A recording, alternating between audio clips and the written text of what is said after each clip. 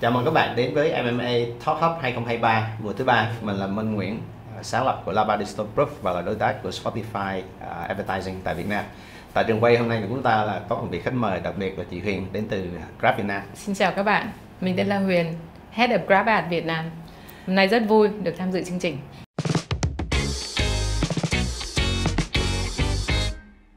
Cảm ơn chị Huyền đã nhận lời tham gia ngày hôm nay. Chị làm trong cái ngành quảng cáo thì nhiều, nhưng mà bên ngoài công việc ra thì chị có cái hobby gì chị có thể chia sẻ với các bạn? Mình là một người rất là mê thể thao, thích chơi rất nhiều môn.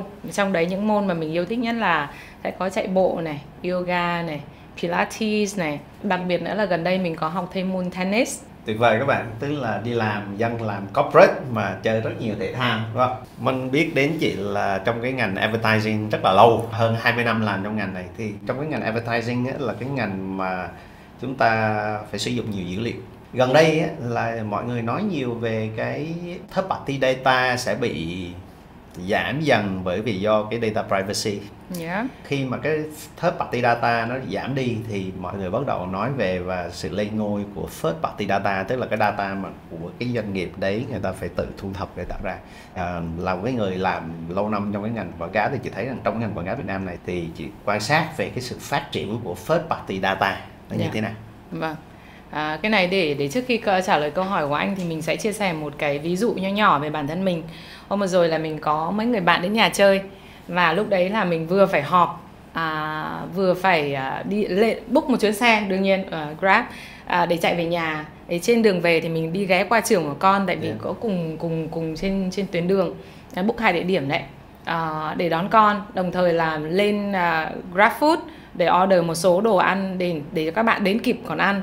Sau đó mình còn phải gọi điện thoại cho một cửa hàng gần nhà chuyên bán về vịt quay rất ngon, local mà đấy, để họ mang đến nhà. Thì khi mà mình về đến nhà cái khoảng tầm 30-35 phút ấy, thì đúng lúc đấy tất cả mọi người đồ ăn đều đến đúng vào địa điểm đấy, thời điểm đấy. Thế là xách một cái thẳng lên trên nhà luôn. Thì mình cảm thấy là ôi thật là tuyệt vời. Nhờ có công nghệ mà cuộc đời của tôi nó đã sung sướng hơn bao nhiêu. Tôi vừa có thể đón con, vẫn có thể là họp làm việc trên Zoom, vẫn có thể là có đồ ăn ngon đặc biệt để đón các bạn của mình. Thì đấy là một cái mà ví dụ mà nó tại sao technology nói chung nó giúp đỡ cuộc sống của con người rất nhiều, làm cho mọi thứ trở nên rất là convenient. Thứ hai nữa, bây giờ mọi người cũng thấy rằng là mình là ví dụ ngày xưa là mình cứ nghe nhạc một chiều, đúng không ạ? Còn bây giờ thì là music sẽ là on demand, Spotify rất là tuyệt vời. Streaming on the go. Ok, nếu như bạn mua gói không quảng cáo thì đỡ phải nghe quảng cáo, nhưng mà mình lúc nào sẽ nghe quảng cáo thôi, vì mình làm trong ngành đấy. Rồi là TV cũng thế, tất cả là sẽ là on demand. Ngay cả đọc sách, tại vì gần đây nhất mình cho là một trong những thành tựu mà mình có thể có được ngoài cái việc chơi thể thao ra ấy, là học được lái xe. Thì có nghĩa rằng là trên đường đi làm, đường rất đông, rất tắc chẳng hạn, thì mình bật audiobook lên thì mình cũng có một cái learning on the go, thì mình cảm thấy cái quãng đường đấy nó trở nên nó rất là có ý nghĩa và gần như là thôi tắc đường cũng không sao đâu. Và những cái hoạt động hàng ngày đấy của mình và những cái lợi ích mà technology mang lại ấy, thì nó đã biến đổi cuộc sống của chúng ta trở nên một cái mức mà rõ ràng là trong bất kỳ hoàn cảnh nào, trong những cái lúc khó khăn nào thì mình vẫn có thể là gọi là personal growth. Và như vậy thì nó sẽ đến cái việc rằng là mình sẽ stick on vào những platform như Spotify, Netflix hoặc những cái nền tảng trực tuyến khác. Ngay cả cái việc mà hôm vừa rồi mình có kể câu chuyện mình trên xe chẳng hạn, mình hoàn toàn có thể lên GrabMart mua thêm bia để đón bạn mình, hay là mình có thể lên những cái nền tảng khác như Lazada hoặc Shopee để mình mua những cái đồ mà mình cần thiết. Ví dụ bát đũa bây giờ mình toàn lên mạng mình mua thôi, nó rất là nặng nên là mình sẽ rất là ngại. Thì như vậy nó đã vẽ ra một cái bức tranh hiện tại rằng là mọi thứ nó đều là, thứ nhất online, cái thứ hai là nó stick on vào những cái nền tảng mà nó mang lại những cái giá trị cho mọi người, và đồng thời họ ghi nhớ tất cả những hành vi của mình. Hôm trước mình đã order GrabFood là bún bò, hôm sau gợi ý bún bò và những món related. Tương tự là những cái nền tảng như là music của anh, Spotify rất tuyệt vời trong cái việc là gợi ý bài hát.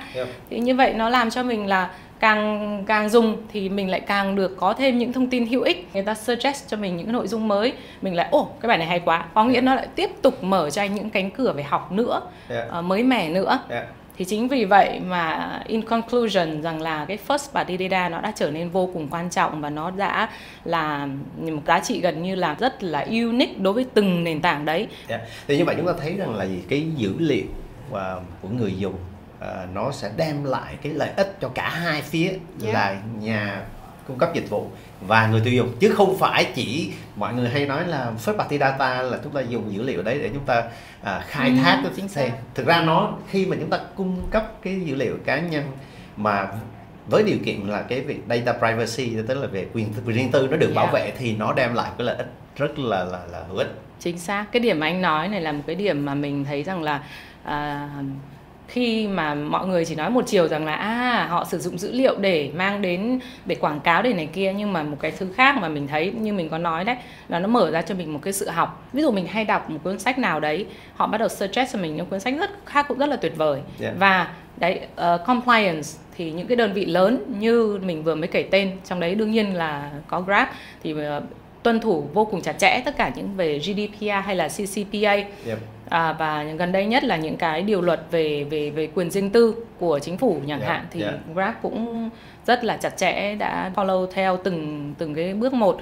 Tại vì end of the day thì người tiêu dùng phải được bảo vệ thì họ mới tin tưởng để tiếp tục gắn bó với nền tảng. Thì có thể chia sẻ một cái ví dụ mà ngành quảng cáo người ta sử dụng cái first party data để mà đem lại cái hiệu quả trong cái chiến dịch, so với trước đây chúng ta làm quảng cáo thì chúng ta sử dụng third party data là gì?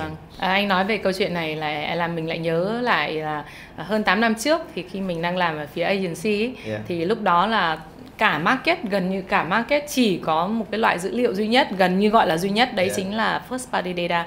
Mình collect qua hành vi gọi là browser, người ta browsing cái gì mình grouping lại và segment, và như vậy để mình đẩy quảng cáo vào cho nó phù hợp. Đến bây giờ thì mình có first party data như của những đơn vị như của Grab hoặc là của Spotify hoặc một số những cái nền tảng thương mại điện tử khác. Mình có hai cái ví dụ, tức là một là lúc trước mình có chạy một cái chương trình cho một bên sữa bột, họ muốn nhắm vào mom with kids. Vậy làm sao mà người ta còn biết đấy là mom with kids?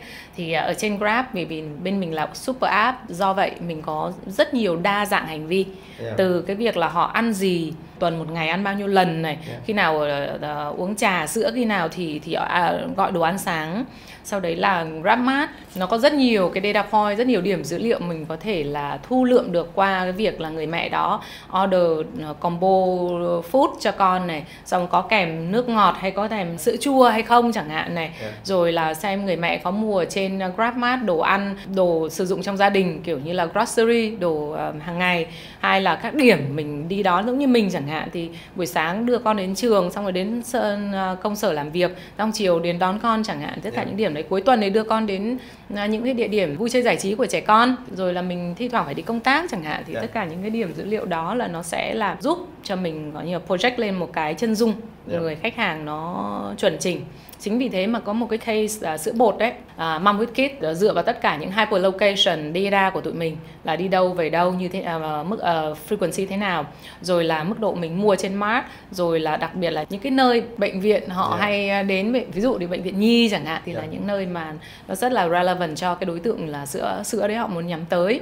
Mình nghĩ rằng là những cái lớp mà dữ liệu đấy nó đã giúp cho khách hàng là tiệm cận được một cách chính xác hơn cả đến cái đối tượng tiêu dùng của họ. Khi mà chúng ta thu thập được cái dữ liệu người dùng để chúng ta đẩy sang chạy quảng cáo nó đúng mục tiêu hơn và nó cung cấp được những cái trải nghiệm mang tính chất cá nhân hóa hơn.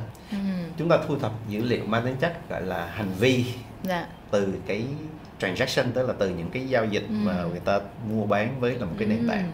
Cái chất lượng của cái dữ liệu đó thông thường nó được tổng hợp như thế nào để làm sao có một cái first party data mà có chất lượng để sử dụng trong các chiến dịch cho hiệu quả? Câu hỏi rất hay.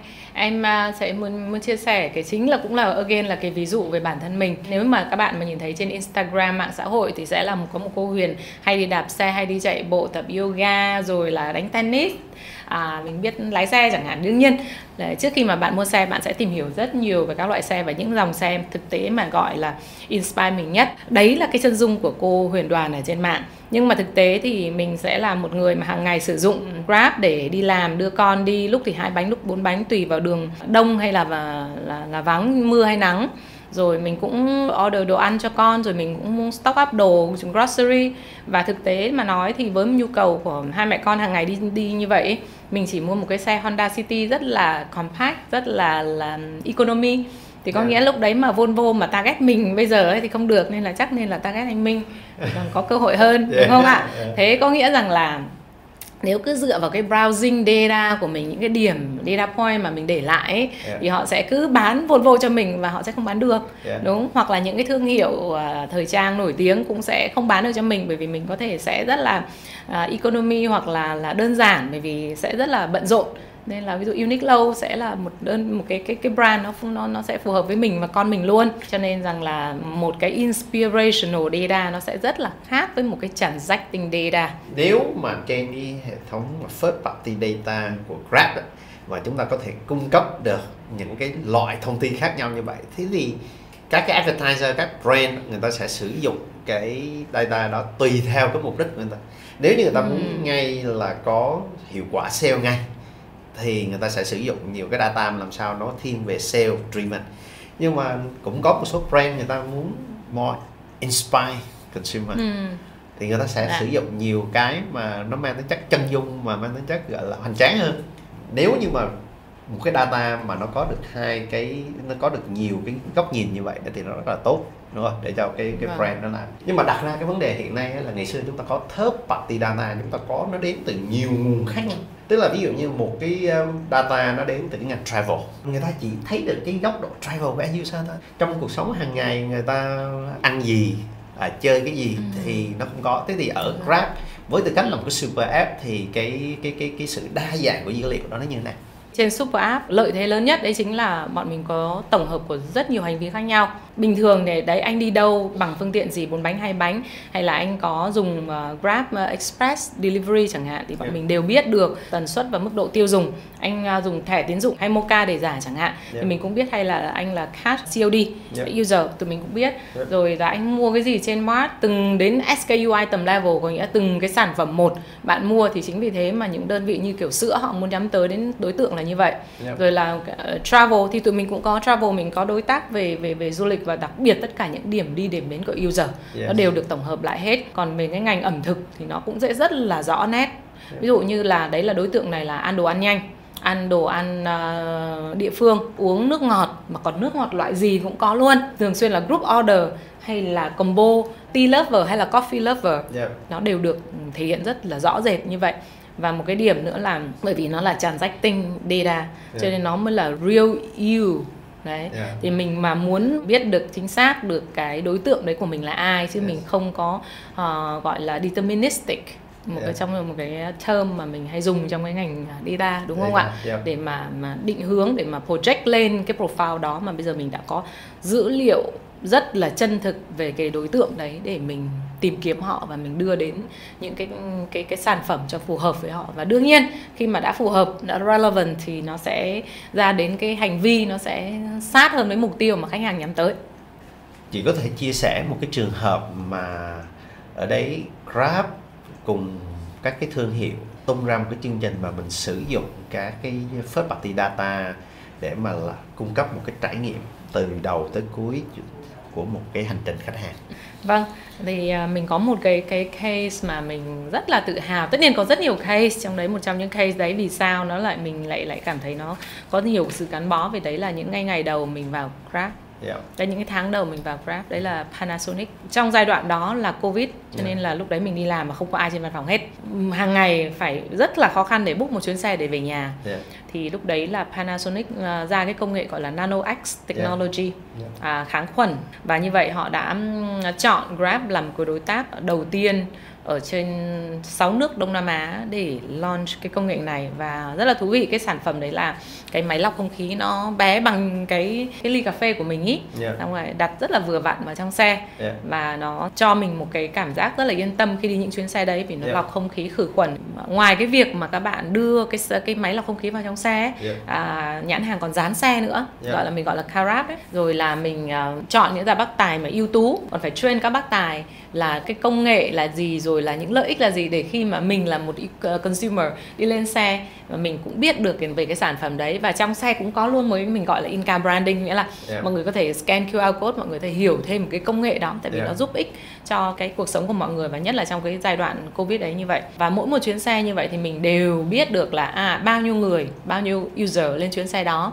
Mình hoàn toàn có thể dùng của ad banner để mình retarget nhóm đối tượng dựa trên cái việc là họ đã lên những chuyến xe đó. Ngoài ra mình đương nhiên có thể là làm làm look alike cái group of audience đấy và cộng với những hành vi khác, như vậy là đặt đồ ăn rồi mua hàng rồi là đi lại rồi làm delivery express đấy, thì để mình đưa ra một cái chân dung mà những người đấy là những người mà bên Panasonic họ muốn nhắm tới. Thì đấy là một cái mà nó vừa build được cả brand awareness ngay lúc mà mình vừa lên chuyến xe. Hai là nó còn cho mình một cái trải nghiệm về sản phẩm. Lúc đấy là cái xe của các bác tài ở Grab nó biến thành như là một cái triển lãm di động vậy đó. Mọi người có thể trải nghiệm sản phẩm ngay lập tức, instantly ở trên. Rồi là xuống xe thì mọi người tiếp tục được cái ad để follow up. Vâng, có thể được code của nhãn hàng bắn ra nếu như mình có muốn mua nữa chẳng hạn. Đấy, cross sale như vậy. Khi mà bạn kết thúc xong chuyến xe rồi thì bạn đã có thông tin về sản phẩm và bạn có cả voucher để mua, và đương nhiên mình đã lưu lại những cái hành vi mà bạn đã làm hoặc là bạn đã lên chuyến xe, đúng không ạ? Thì sau này những cái sản phẩm khác Panasonic họ launch tiếp tục cũng dựa vào công nghệ Nano X đấy, thì lại tiếp tục tương tác được cái nhóm tệp khách hàng này. Vâng. Thì như vậy tức là với cái dữ liệu first party của Grab thì một cái thương hiệu nó có thể là thực hiện một cái chiến dịch nó xuyên suốt cả cái purchase funnel, chứ nó không phải chỉ là advertising như trước đây chúng ta làm. Từ online đến offline. Từ online, offline và với dữ liệu chứ tôi không đánh mass. Không đánh mass, biết chính xác là ai lên chuyến xe nào. Thì first party data thì theo nhận định của các chuyên gia là nó sẽ là một cái xu hướng tất yếu, đặc biệt là trong cái chuyện mà bảo vệ quyền thông tin của người tiêu dùng đó. Và châu Âu người ta đã đi trước, và Việt Nam gần đây chúng ta cũng có cái nghị định 13. Cái vấn đề này nó thúc đẩy một trong những cái mảng rất mới trong cái ngành quảng cáo, nó gọi là retail media. Chị Huyền có thể nhận định như thế nào về cái tương lai của ngành retail media, đặc biệt là tại Việt Nam thì Grab làm gì với cái xu hướng này? Cảm ơn anh về câu hỏi. Thì trước hết là mình sẽ xem là những cái nhà gọi là chuyên gia kinh tế tầm cỡ như là BCG Group họ nói gì về cái retail media. Thì việc đầu tiên nó chắc chắn là một cái làn sóng thứ ba sau search và social, và họ dự đoán là từ giờ cho đến năm 2026 sẽ có mức khoảng 110 tỷ đô trong cái lĩnh vực retail media này. Bản thân một công ty mình rất là yêu quý và đã từng là nhân viên của Group M. Bản thân Group M cũng project là retail media đến năm 2026 sẽ chiếm tầm khoảng 167 tỷ đô. Và gần đây nữa là có một cái phỏng vấn, hoặc là mình gọi là focus group cũng được, giữa IAB và Carousel hỏi các marketer ở toàn bộ khu vực Đông Nam Á về cái nhận định của họ về retail media, thì 99% trong số đó đều nói rằng là họ chắc chắn sẽ đưa retail media vào trong cái media investment của họ.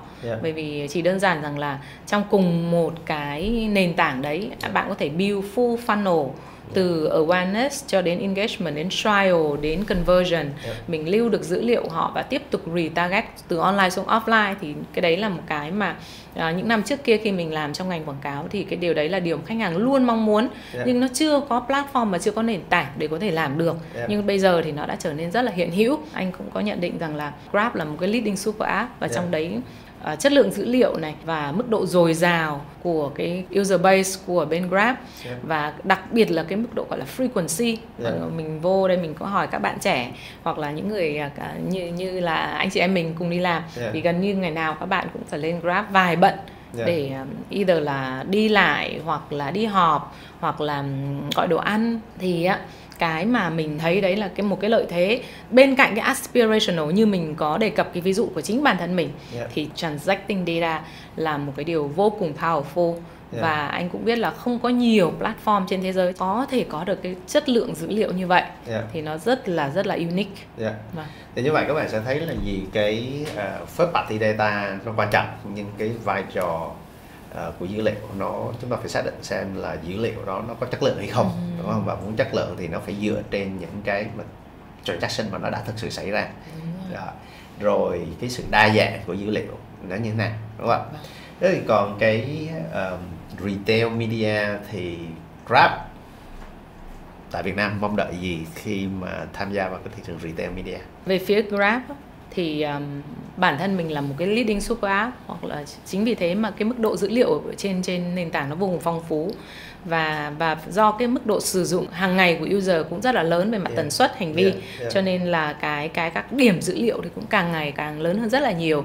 Thì đương nhiên nó là enriching cái kho dữ liệu mà bên mình có, thì việc đấy nó sẽ giúp cho Grab là giải quyết được những vấn đề của bên nhãn hàng, trong cái việc là làm sao mình có thể là có được một cái giải pháp trong cái thời buổi mà tất cả mọi người đều trên rất nhiều nền tảng khác nhau. Lúc thì mình nghe nhạc, lúc thì mình xem phim, lúc thì mình mua sắm, lúc thì mình mua đồ ăn. Vậy thì làm sao để mình có thể trong cái attention span nó rất là nhỏ như thế mà mình có thể là gọi là sử dụng gọi là steroid. Thứ nhất là mình phải đánh được đúng đối tượng, chọn được đúng cái tập khách hàng và chuyển đổi nhanh. Và chuyển đổi phải rất nhanh, bởi vì người ta trên rất nhiều nền tảng khác nhau, và nền tảng nào thì cũng đều là muốn làm ra rất nhiều những điều thú vị để cho tất cả user ở lại thật là lâu trên nền tảng cả. Ở bên Grab mình có những cái giải pháp như vậy dành cho nhãn hàng trong cùng một cái mình gọi là full funnel approach. Và mình đã có rất nhiều những cái ví dụ. Nếu như có thể nói thêm một cái ví dụ nữa, gần đây mình làm cho nhãn hàng Dutch Lady Bill, là nhãn hàng là muốn đưa ra cái thông điệp là mỗi một buổi sáng thì mình cũng nên có một cái ly sữa, có đúng không ạ? Bên nhãn hàng đã kết hợp cùng với Grab, mình làm cái gọi là food pairing ở trên Grab Food, và mình chỉ chọn những cái merchant mà chuyên bán hàng đồ ăn sáng thôi, để mỗi một cái đơn hàng đồ ăn sáng đi ra thì sẽ có một cái hộp sữa của Dutch Lady được gắn kèm. Vậy cho nên khi người ta nhận được, người ta có một ly sữa buổi sáng, có đúng không? Và chúng ta làm được cái đó bởi vì chúng ta có first party data. Vâng, mình có first party data. Cảm ơn chị Huyền đã đến và chia sẻ với các bạn ngày hôm nay về một cái chủ đề rất là hot là về first party data. Cảm ơn anh Minh rất nhiều. Cảm ơn các bạn bên MMA đã cho mình một cơ hội đến đây để trò chuyện và chia sẻ với mọi người. Hẹn gặp lại các bạn trong những chương trình lần sau.